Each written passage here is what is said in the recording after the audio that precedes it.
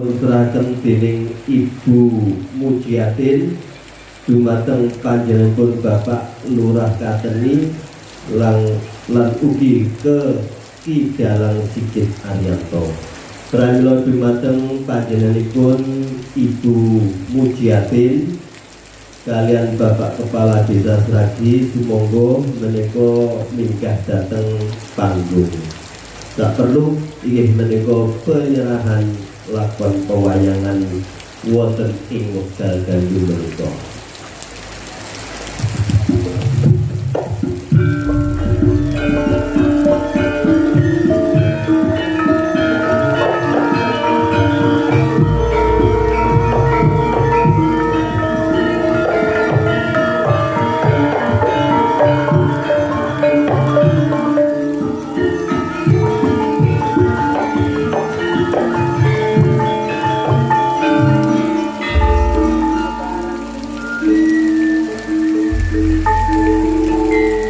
Para hadirin walhadirat yang kami muliakan, untuk menandai yaitu terbukanya pewayangan pada malam hari ini akan diserahkan yaitu pewayangan yaitu dari Ibu Mujiatin.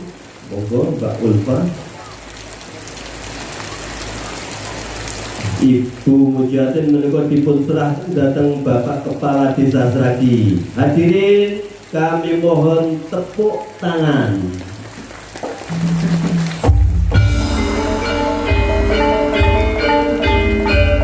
Saking Ibu Mujiatin menika dipun serahkan datang Bapak Ki Dalang Sigit Ariyanto.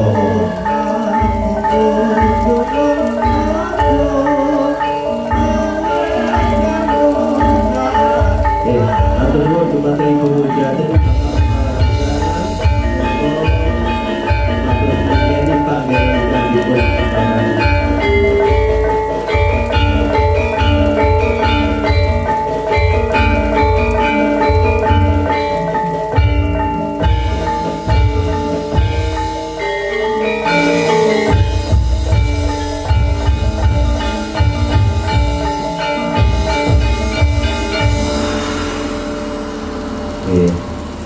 acara selanjutnya yaitu doa kepada Bapak Mudin Kadirin. Waktu dan tempat kami persilahkan. Yang ke-352 sampun cekap pramila monggo wonten ing acara dalu menika kita tutup sesarengan saking kawula pribadi mbok bilih haken kawula inggih menika minangka pamiyawara wontenipun acara lan bersih desa lan hari jadi Desa Sragi. Wonten kirang lan langkungipun kawula nyuwun pangapunten ingkang sakathahipun lan sumangga kita sareng-sareng menikmati sareng-sareng kita menika inggih menika ningali pewayangan wonten ing wekdal dalu menika ingkang mangke dipun gelar saking panjenenganipun Ki Dalang Sigit Ariyanto saking Rembang Jawa Tengah lan dipun dukung inggih menika kalian inggih menika seni Cakraningrat. Pramila wekdal sasekapun kawula aturaken dumateng panjenenganipun, monggo sawektalipun kawula aturaken. Wassalamualaikum warahmatullahi wabarakatuh.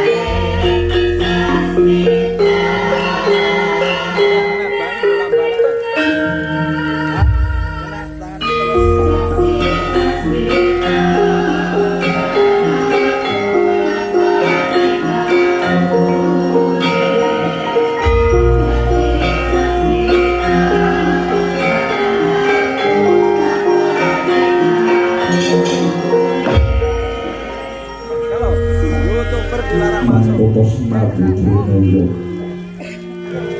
Opo darunane dene Ismaya kok kipake saka jagat kuwi Semar. Ugek-ugek mesak berita Ismaya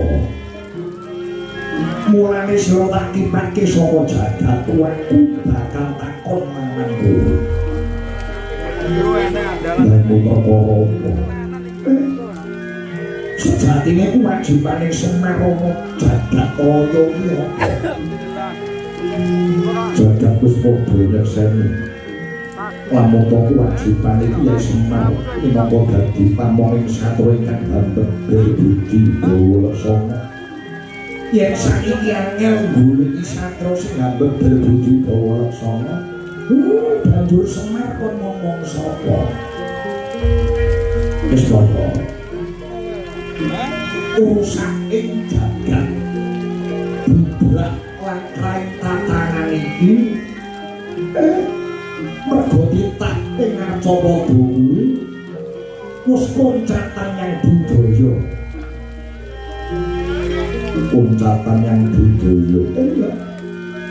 wis ilang budaya tata krama wis ilang budaya Subasita unggah-ungguh wis ora dipalu yen nganti maning tata krama Subasita mula aneh ora lokal ana tetembungan pal-pal kedua ora sepawaton wolu jare halal. Iki sing ngarai rusake negara. Ya Semar, Ismaya piye? Sireping Tuhan pangono bumi jagat bakal manggih karahaya. Lamun piye Semar Budronoyo Sumbodo ambangun wujuding kahyuangan.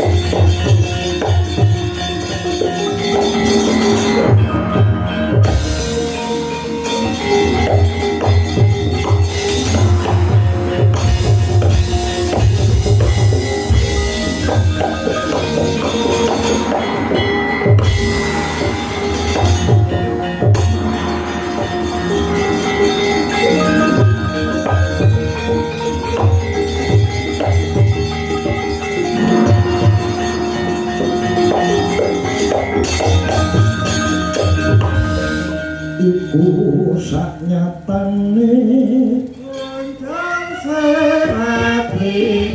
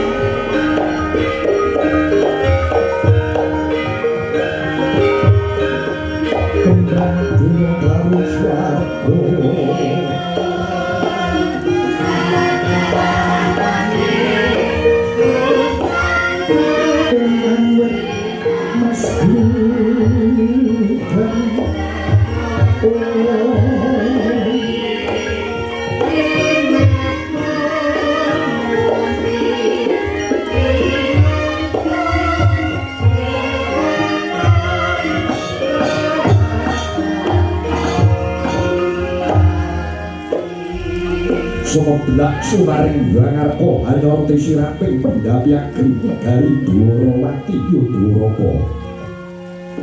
Mila sedebat Dwarawati jagat pranata dadi palamane wong sak jagat. Dwarawaka wedine dadi papan pambuka. Nalika samono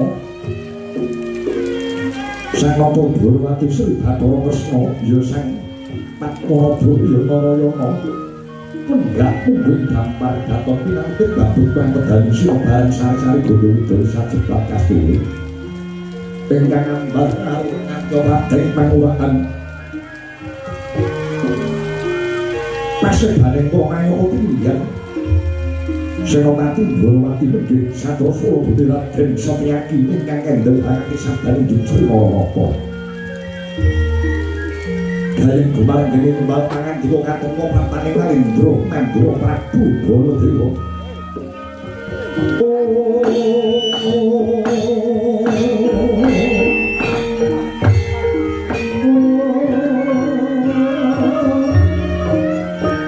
Sote pandang sumo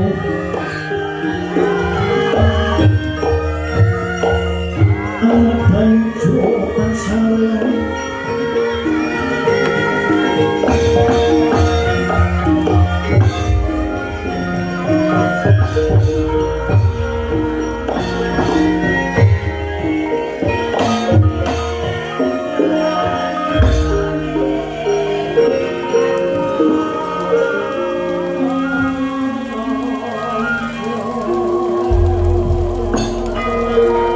Narpati Dharma Putra yang Dananjaya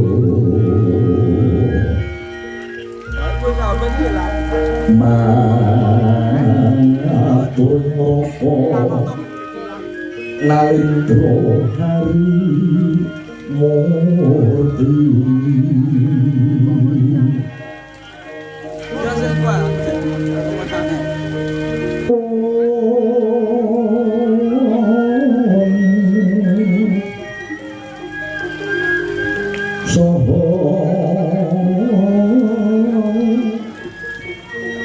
Waspada abdo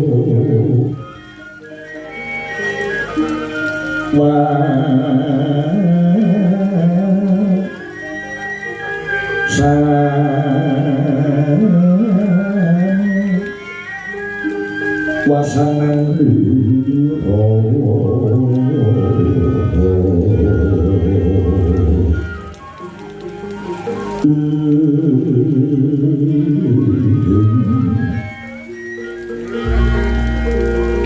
katur sadaya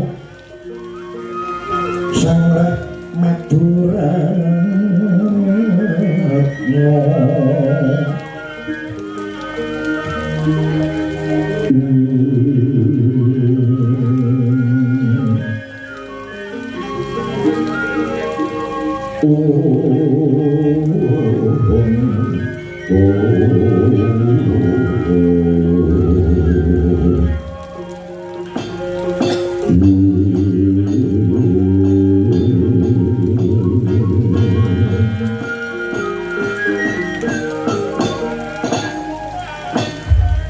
Wangsos madri luwih muga ngayoma ing panjenengan ingsun.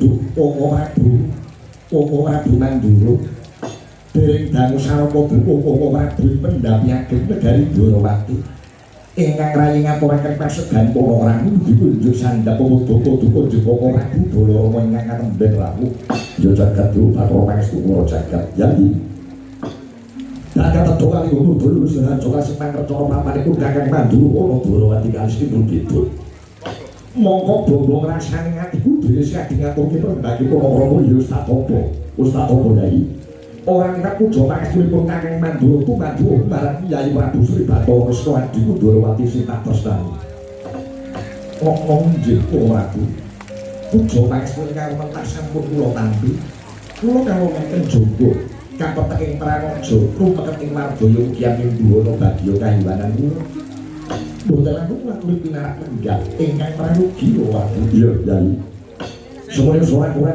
kepenak maneh anggone pun kakang Mandura kula enggan ana madyaning sasana kene Dereng dangu sareng Koko Prabu Mandura kemerayipun Satyaki ngaturaken sugeng abet mugi rujuk Koko Prabu. Yai Satyaki, iya di wis tak tampa sing adi ngaturke bekti mring pun Kakang Mandura ora liwat pangestunipun Kakang Bayi ora ketampan ana Yai Satyaki. Saged lagi kula mugi mugi adosaken jimat paripun. Katuran pinarak lenggah Koko Prabu. Ya, wis ora penak maneh anggonipun Kakang lenggah ngabiyat rono ngarsane adiku Darawati. Koko Prabu piye Yai? Mongko bumbung biraning manah boten kados ing mrika lenggah menika. Awit negari Darawati karaman Paduka Koko Prabu Mandura. Prasasat Darawati menika nganti rawuhipun purun Bathara Brahma nanging wonten emane Bawowo. Emanipun Paduka rawuh menika boten paring secara langkung rumiyin. Mila nyuwun duka ingkang kathah ingkang rayi boten saged hangacarani tata carane Kanalendra. Oh, adikku sing tak tresnani Yai Kresna. Sing tak jaluk ilange sangga runggi. Kang sarta ewuh lan pekewuh. Awit pangrengkuhipun Kakang Baladewa antaraning Darawati lan Mandura kuwi ora ana bedane. Darawati ya Mandura, Mandura ya Darawati. Malapun Kakang melu mangka bombong nganti prasaja kalenggan samengko nadyanto kinanti wujude udan riwis-riwis nambahi reseping ati. Inggih. Sembah nuwun rawuh Paduka Koko Prabu Balarama karya kagiat semu beneh lan adat saben. Menapa batine kasiwakan suwali kuwatri babar kuwatri medal. Ingkang rayi Darawati namung ngangklungaken jonggo pilingaken karna. Yai. Para majolan usara sependhak kula datang karepe Gopro perak lewatur Kakang Mandura segede pangapuraku Yai. Bloko sutok bak utang terang pun Kakang Baladewa Prateng Darawati iki dadi saka kersa wigatipun Kakang iki ora. Iki dina pun Kakang dadi duta Sregara Ngastina, dutane Kyai Prabu Duryudana. Sambung rapetipun Mandura Ngastina lan Darawati menika napa? Ewa bilih Paduka Koko Prabu Baladewa dados duta Ngastina. Yai. Apa Sedi ora krungu kabar kang sumebar babagan kahanan negara Ngastina dina niki? Lho, Ngastina kenging menapa ora? Ora. Udakara Sara Trimadya Candra Kanggan dina iki Ngastina kenanan pagebluk Mayangkara. Ngastina larang sandang larang pangan satengah bilung-bilungan panguripane para kawula dasih. Jipun dapat penggali Kyai Prabu Duryudana anggone bakal madangke swasana jejering Ratu Ngastina kudu duweni tanggung jawab kudu bisa madangke kahanan iki. Jare ratu kuwi kudu iso gawe tentrem aja mung gawe tindrik. Mula Kyai Prabu Duryudana banjur manjing sanggar palanggatan keminta wangsiting Bathara amrih padhaning swasana negara Ngastina. Nalika semana ketrima sing dadi semedine Kyai Duryudana. Wangsit minursita kang tinapa dening Kyai Duryudana Ngastina kalis tinurubeda. Ngastina bisa uwal saka pagebluk, Ngastina bakal manggih karahayon. Lamun to disarati wujude pusaka kang awujud kembang kang aran kembang Wijaya Kusuma. Yai salumeng bumi sakroping langit nalidra kang darbe pusaka kembang Wijaya Kusuma kuwi ora mulya mung Jabawati kulanan Darawati ya siadi. Ora mung kalamun Kyai Prabu Duryudana Ngastina nyuwun sejata pituluhan lawan Kakang Baladewa. Kinten swanana Darawati mboyong wujude kembang kuwi mau. Awit sing darbe pusaka Wijaya Kusuma kuwi ora mulya mung Jabawati kulanan. Yai selak mesake penandhange para kawula negara Ngastina. Tumuli endi wujude pusaka Darawati kang aran kembang Wijaya Kusuma. Tumuli tak boyong ana negara Ngastina minangka syarat sarana amrih sir ping pagebluk. Mangko yen wis rampung daya-daya kembang tak undurke ana ngarsane adhiku Darawati.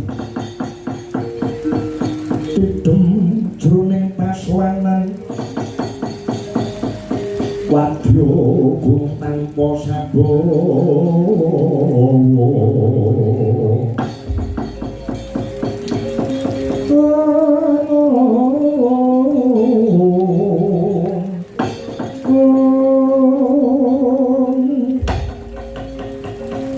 kapraban dening Sang Nalendratama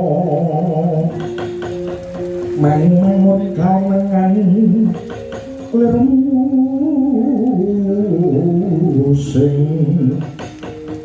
lerusing duka ceka berbudi mangkono raras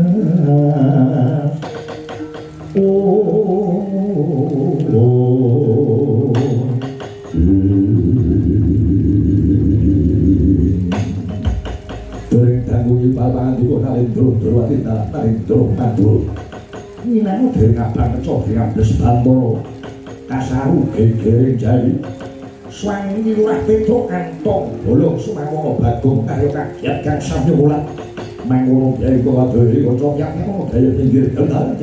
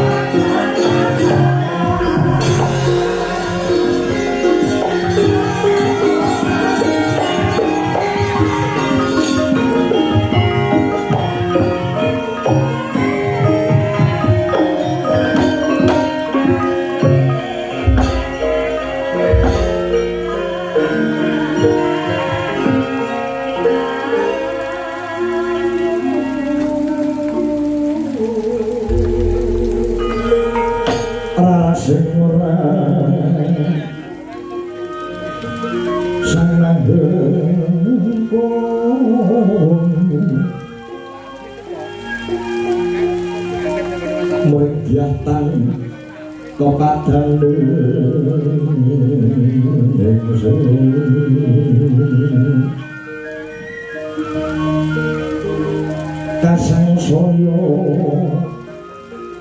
ing turido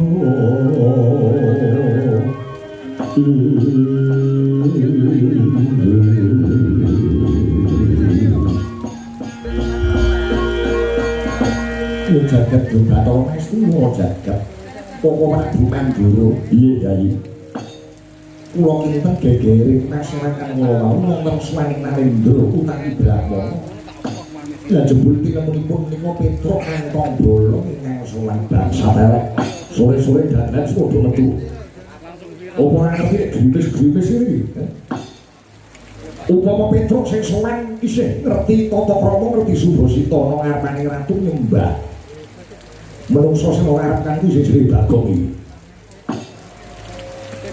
udan-udan sandale ora dicopot munggah ana pendopo ana ngarepane ratu ora nyembah malah salaman dianggep koyo kancane ngono piye wah bangsa elek iki ganggu ridu ngene wong tuwa anggo sampe jatuh durung rampung malah dagelan do teko dhewe-dhewe krungu swara kok rasa digatek wong pancen wong ora seneng ora kurang penyacat Sing jenenge Nadia awake dhewe bener kaya apa nek jenenge wong sore iki mesti digoleki alone. Digoleki ora penere. Ngono ya kok. Aku dandan sore wis dadi ngono ya diloroi. Golek rai. Engko dandan telat iki arep manja apa arep turu? Nyak mergawe ora. Dadi nek ora seneng Pak kabeh iki salah to, Bro. Ngono lho. Mancak sore kleru telat kleru. Iya. Apa aku nek iki mbok kalah-kalah ora. Ora usah dirungokke bangune awake dhewe iki sowan ono ngasane njuni Ndorowati. Apa perlune cekak-ceket gek enggal matur. Petro wonten jago, Dek. Padha becik saswanku Ndorowati iki Dek. Nggih. Pangestunipun Sinten Prabu Sri Bathara Kresna kalih Ndudha. Mboten manggih halangan sawiji napa sing kemabetipun nggih kunjuk nggih, Dek. Iya wis tak kok. Pangestuku mau ngagetan manono. Nggih. Kula pundi-pundi dadosaken jimat. Bago dalem padha becik saswanku ana Ndorowati. Pangestunipun Sinten Prabu Harimurti kalih sing rubeda anggen kula suwen supaya bekti kula mugi kunjuk Sinten Prabu Narayana. Kowe kok apa dosa namane Sinten Ndorowati? Lha aku sinau lho. Sinten Kresna iki asmane pirang-pirang. Sebabe apa? Lho garwane kan yo pirang-pirang. Nek tekon ning gone keputren Ndokno iku jenenge Harimurti. Nek sing Ndokno Hari Minggu. Lah wis ana. Dipun tangi nggih, Den. Iya yo Bathara wis tak tampa. Penak wae nggonmu lungguh yo Bathara iki. Mun sekeca sedaya niki. Hawani ati. Niki sekeca mleh kalih ngombe kopi. Kowe iki daya kok dremis. Men lancar ya omongan. Wong edan. Lha iki Kresna. Sing ora tak senengi yo niki. Dagelan metu durung titipancine. Dayoh teko dremis mah njaluk kopi barang iki. Wah, ora kena ngono kuwi. Ya ta, klere ta awake dhewe. Ha iya. Kandhane ora seneng ngono kuwi. Mun manggawe ke loro mawon, kula kalih Petro. Dagok. Aja kaya ngono kuwi. Telu, sing bener telu karo aku. Arep mundhut dadak reko-reko nyeneni. Petro padha cek sangu. Panjenenganipun Sinten Baladewa sing kula mboten. Ya wis tak omong dipun-pun. Bagong padha lamet ya aku. Panjenengan lak iso. Cuma menunggu iso. Melu-melu cepet ya aku tergantung sing bakale sapa. Nek sing bakale piyayine halus aku yo mangsuli halus. Nek sing bakale piyane kasar cepet aku yo melu kasar.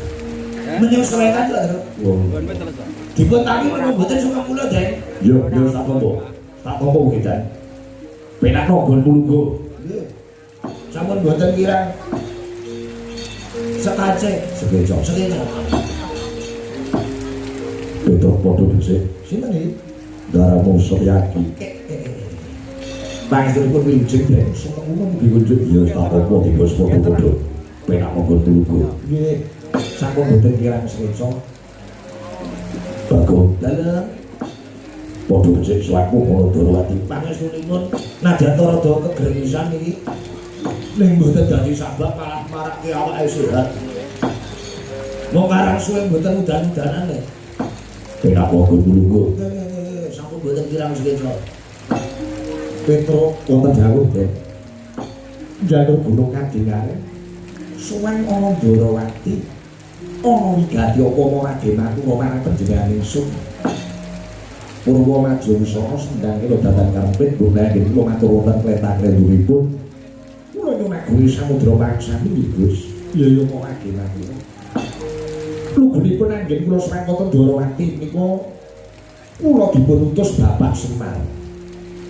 Upami Bapak Semar menika ratu, kula menika dadi duta. Nek gandeng Bapak Semar niku derajate mung sak lurah, Bapak Semar niku sak Ponokawan mung ngadi mila cekap kula dados kengenan ngeten kemawon. kowe dikongkon bapakmu apa? Nggih, pareng matur. Wingi dalu niku bapak niku nimbali kula kaliyan Adi kula Bagong terus sesuk suwana nyang Ndorowati. Matur marang Sinu Ndorowati lamun to bapakmu iki bakal duwe gawe gedhe. Ya kuwi bakal bangun kahyangan. Kula kaget, Bagong kaget. Kowe gawe kaget. Aku lak mung praktekke kok. Jadi kula kaget Bagong kaget tapi ya aku ngomongin rasa praktekke. Ngono ya. Ben ketok le menjiwai. Becek aja terus kelawatan. Useng kok.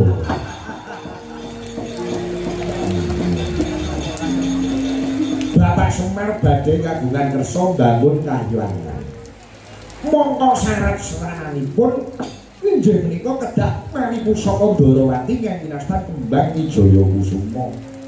Syukur badhe paduka Sinuwun Sri Kresna kersa rawuh ngestreni ngayomi lan ndongani yenipun Bapak Semar bangun kahyangan menika malah langkung prayogi.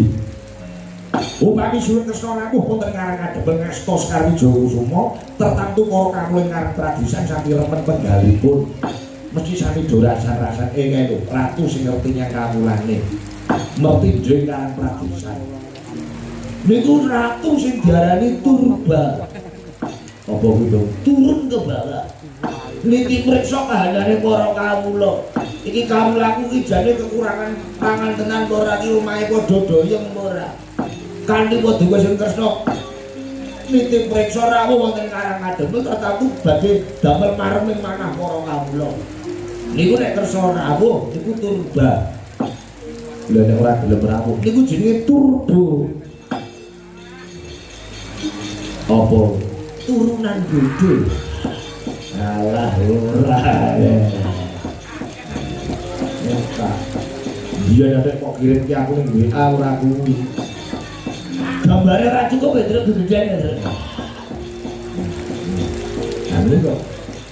Memang saya kita jadi bosan kota Ndorowati niku bloko suto blakutang terus terang. Kula badhe ngampil pusaka Wijaya Kusuma. Minangka syarat sono Bapak Semar nggih badhe mbangun kahyangan. Syukur badhe paduka kersa rawuh piyambak kula ngaturaken bunging panuwun. Kula kinten atur kula cekap semanten nggo bilih wonten klentah-klentahipun atur kula wonten kital kituling atur kula nyuwun samudra parasami.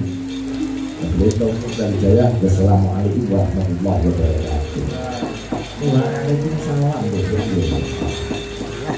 Monggo nggih namung menika. Wonten dawuh. Ora ngomong ana Dewa Kakang Semar Badrana bakal bangun kahyangan kanthi syarat lho kuwi pusaka Ndorowati kembang Wijaya Kusuma. Iya. Aja dadi atimu dina samengko panjenengan iso durung iso atur maksuman kanggo mathok. Lho, sababipun napa? Aku ki ewuh. Ewuh napa? Mantu napa suwitan? Ewuh rasaku Bagong lak gitu. Nek ngomong kalih kula kalih Petro iku kudu sing cetha Petro ewuh rasaku. Sebabipun napa kok ewuh penggalipun Sinuwun Kresna. Katemben-ben apa Prabu Baladewa Rakuna Ndorowati tunggal sedya kelawan Kakang Semar tegese. Kok Prabu Baladewa dina samengko dadi dutange para Kurawa dutange Narendra Kresna Prabu Duryudana uga bakal ngampil kembang Wijaya Kusuma Petro. Lho. Ratu Ngastina iku badhe ngampil Wijaya Kusuma. Iya. Kademen apa menika, Den? Menawa dawuh para Ratu Mandura Ngastina ketaman pagebluk mangan mono Ngastina larang sanjang larang mangan. Sirping pagebluk kuwi mau mawa kembang Wijaya Kusuma. Nyuwun pangapunten. Menapa dipun keparengaken kula matur. Kula matur. Mekaten nggih. Nyuwun pangapunten. Bapak Semar niku nate paring dawuh. Truk wong urip ana alam donya kuwi kudu nganggo ilmu titen. Pinter jara langit. Olehmu sekolah sumber langit ibarate. Nek yen ora duweni ilmu titen iki ibarate kaya wong bodho loro ngalung kaya dene kebo. Nek kok sok barine nadyan ora ngerti tulis, titen karo kahanan tanggaping swasana niku sing diarani wong sing lantik. Kanthi dasar punika kula niteni dhateng watak-wateke para Kurawa nadyanto sing rawuh nika Ngraka Mandura. Ning lak dutane Kurawa, dutane Ratu Ngastina. Kanthi menika kula niteni watake Kurawa biyen mula nganti sakniki mesti gawe kisruh. Kurawa niku mesti gawe diduh, gawe geger, gawe rame. Menapa kok Duka Sri Kresna kesupen? Jaman Narayana rumiyin, jaman Paduka badhe palakrama Kurawa nggih ngribet-ngribeti laku. Nganti sakniki pendak biar Kurawa kuwi gawe kisruh. Malah kepara ngajak pejahipun Paduka Sinuhun Dwarawati. Awit Paduka Sri Kresna menika dados kusiring para Pandhawa. Pandhawa dianggep dadi piliping Kurawa. Kedare mboten. Sejarah kok ngono. Kurawa tata gelar lahir milih kembang Ijo Kusuma. Ning tata gelar batin, wah, Paduka lak boten pirsa. Aslinipun nuwun sewu. Kurawa niku milih kembang niku abang-abang labil, mung golek Riki Dwarawati, mung golek Riki Paduka Sinuhun Kresna. Yen nganti kembang Ijo Kusuma pisah kaliyan Paduka Sinuhun Kresna, wah boten lunga. Paduka boten gadah kekiyatan sakemah. Duryudana saged ngrempet negari Dwarawati. Yo ngono kok. Heeh, yae. Juga yae. Kowe iki mbok pendukung tak aku iso atur-aturan gitu lah.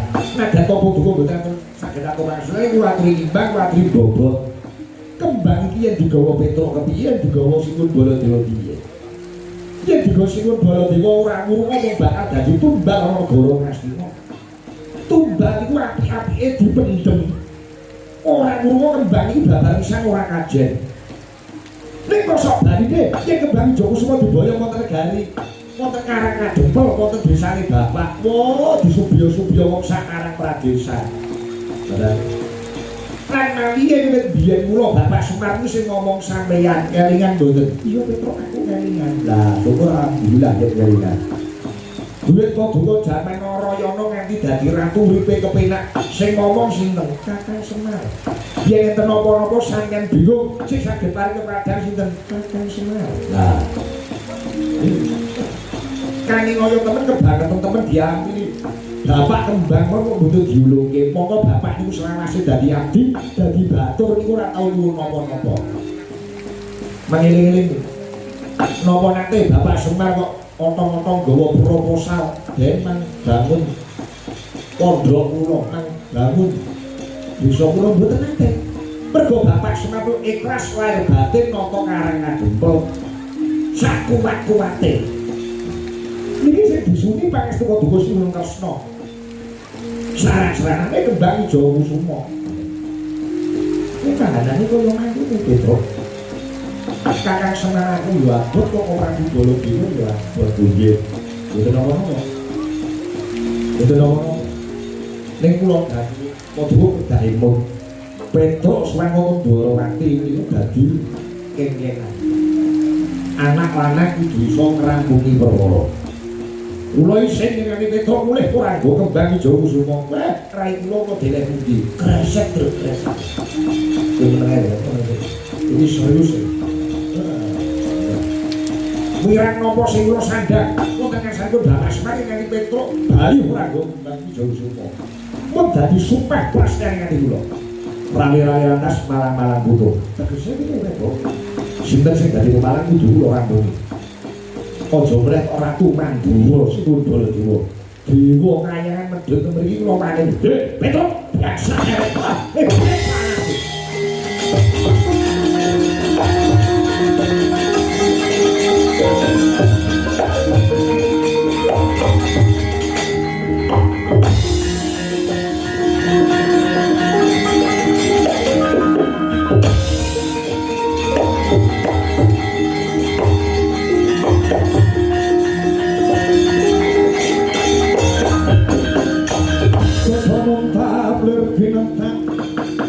Jojo pang maring orang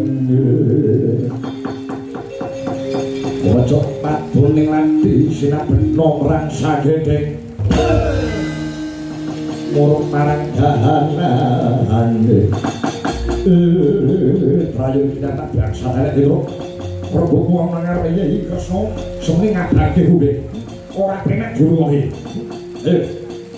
Kowe jarine bakal ngilangi kilip sing dari pawaran akumu. Aja meneh ratu Manggura dewa teko bakal sing kene. Ayo didodok nyododok. Adep ora belum iku. Yen pancen ora sejati dibuktekke sing mati Petruk apa Baladewa. Iya kok. Gimana ini kok? Jare mau rawe-rawe atas malah foto. Siwono diwono kok. Jane tangane iki ngampleng ora abah, suyo anteme gandeng akike sing ngampleng dibalik lho. Nganti binjo. Ayo, maju lagi gitu. Iki piye kowe? Lah kok ora cocok karo wong ngarep. Mundur. Rawe-rawe atas palak-palak butuh ngomong. Wong nek kakean teori, kakean ngomong kaya kowe. Ora ngrampungi gawe. Piye? Omong-omong kowe mau. Metu bisa kok masuk malah kerja bisa. Kowe dikampleng modal sabar. Basa. Tak basani percuma kok ora wong ning jaba gerutan ya. Rugi lek ku basane. Pripun? Ngomong apa sampean? Wedhus bagong. Ya atas ta nang kaya ngene dianggep wedhus. Wis. Nek pancen kowe mani udah dibales. Urip boleh diwo. Rasane yo kowe. Sampean ngomong napa niku? Yen pancen kowe wong luwih sing panyawamu ayo bali. Bali. Sing mati Baladewa apa Petruk apa Bagong? Bali pripun? Tak mriki niku durung entuk gawe ya bali. Kula kaliyan Petruk dikeken Bapak Semar mboyong kembang ijo kusuma. Wong sing di omah meneng mawon kok sampean melu crigis. Kula tak takon. Takon apa? Sing duwe kembang ijo kusuma niku sinten Kresna apa sing Baladewa? Mesthi adhiku lanang Durawati. Lah nggih, sing menang mutusi niku sing di omah dudu sampean. Tak mriki niku sampean daya. Baladewa daya, Bagong Petruk ya daya. Padha-padha daya kok ngundung daya niku pripun sampean? Lho, ora melek bapakku, ora nyawang aku kuwi sapa? Lah sampean sinten? Karo awake dhewe kok lali. Prabu Manggura, Prabu Baladewa Yuda Kakrasana Kusuma kita kuwi lha aku. Wis ngerti. Nek sampean niku Baladewa, selarane kornet ya sapa? Pun paham. Aku kakange Ratu Durawati. Aku adine Petruk. Mboten sambuk kaya ngoten niku rasa pamer silsilah. Padha pamer silsilah, sampeyan ngerti silsilah Bagong gires sampeyan. Lho. Kowe gak sak derajate pokokan. Dapurmu sak derajate batur. Berarti batur iki cetha sampeyan ora tau maca sejarah, tau maca buku. Kabeh wis do ngerti nek Sinuwun Baladewa niku nom-nomane kok Krasana jenenge nggih mboten. Dikiteke teng Widara Kandang sampeyan niku anak Ratu Manggura, putrane Sinuwun Prabu Basudewa. Basudewa. Sampeyan dadi Ratu teng Manggura niku nglungguhi klasa gumelan. Tanpa perjuangan. Anak ratu mau didake ratu ngoten niku mliti. Lah timbang dapurmu derajatmu sak batur sak gedibal 17. Lho mangke rumiyin Mas. Mang maca buku Bagong niku anake sinten? Kakang Semar. Lho, Bapak Semar niku asline sinten? Asline dewa. Sang Hyang Tunggal duwe putra 3. Bathara Tejamaya, Ismaya kaliyan Manikmaya. Lah Bapak Semar niku Bathara Ismaya. Kula niku asline jenenge Bathara Bagong. Kula niku anak dewa. Gandeng Bapak Semar ngayahi Dharma kudu medhun teng Ancapada. Bathara Ismaya ganti jeneng Semar, Bathara Bagong batharane kula coret genti Bagong. Ditawulen ngger Baladewa upama tegel kaya ngono. Nek gandengan riyen kula niku merendah. Kula niku mboten seneng pamer, mboten seneng umuk. Kula aja pisan-pisan wani karo Bagong, ya, Tru. Heeh. Pinter ya. Kane iki ya. Tenang. Nek ora wani kowe merem tak rampungane dhewe. Sesuk ora kajeng aku bukan karo dapur gua. Sing menang boyo kembang ijo Kusuma Baladewa. Bakal Baladewa bakal. Tak gawe diri saya bolo. Pripun saya bareng? Sopo sing dhisik ngombe kopi ngono? Dudu kuwi. Lah apa? Cilik padha kekuatane dadi iso ngake bangke Baladewa. Boyone kembang ijo Kusuma. Oh, ngono. Kok aja dicek. Malah kok jenggo. Aku nantangnya wedi. Wedi. Nek pancen jarak perkara ora masalah. Ayo Bang, kampleng Sabar. Saya balik cilik padha kuwatane. Kembang durunge. gedene iso ngake bangke Baladewa. Boyo kembang ijo Kusuma. Oke, ora masalah. Saiki mati sesuk yo mati. Timbang urip terus akeh sing nagih. Bangkit lho. Ngene aku mati eling-eling yo titip. Apa? Bet unta wae. Jatahe anakku Bagijo. Iya. Omah kok. Omah kae jatahe Antiem bojoku. Sawah lor omah kae aja diwenehke sapa-sapa. Ya dibagi sing rata sama karo. Aja diwenehke sapa-sapa. Didol. Aja mrene didol, aja. Lah ngopo? Kae ngono sawahe wong. Oh. Sawahe tanggaku ya. Yen pancen jarak perkara karo Bagong ora wedi. Rawe atas malang butuh. Ayo. Nek pancen gelut. Ayo, nene. Yang sadar. Sosok berdua ora aja. Ayo, dirangkungi perkara iki. Ayo, metu jaba. Wegah, ora penak. Penak metu jero ya, Jero. Nggo. Padha-padha gelut kok metu jero. Golek papan sing jembar, golek papan sing bawa yo. Ayo, ono alon-alon durati perkara iki dirangkungi. Metu jaba biasa.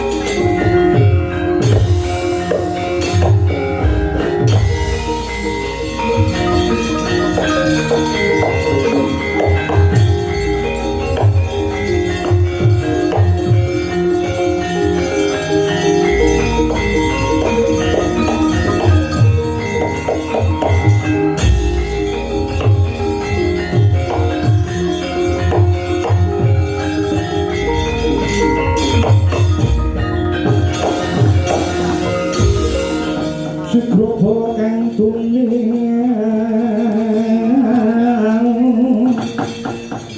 Wang campur samyong nyadang Berdadek milating rodo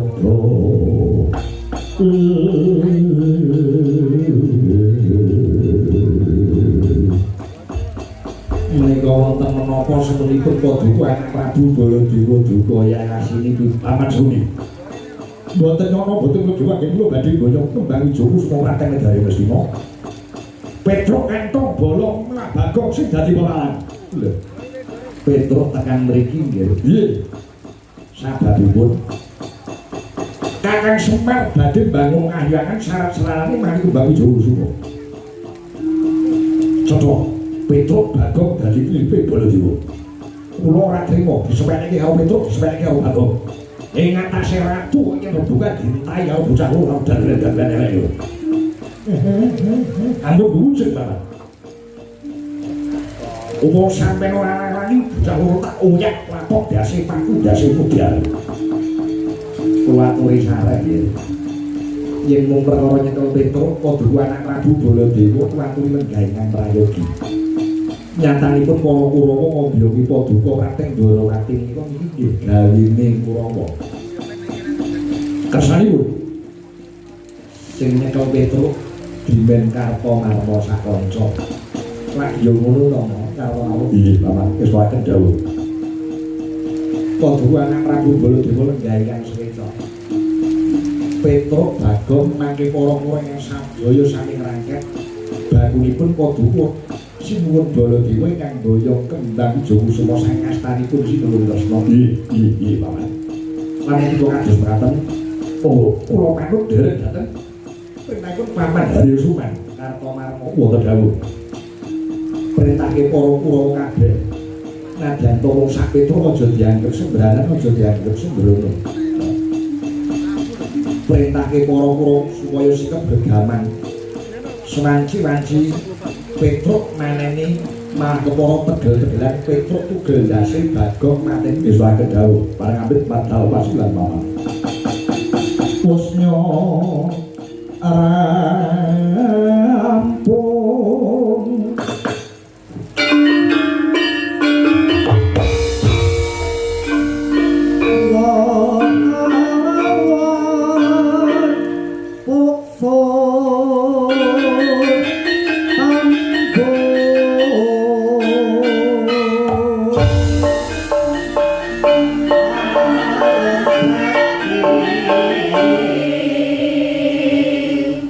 Bye.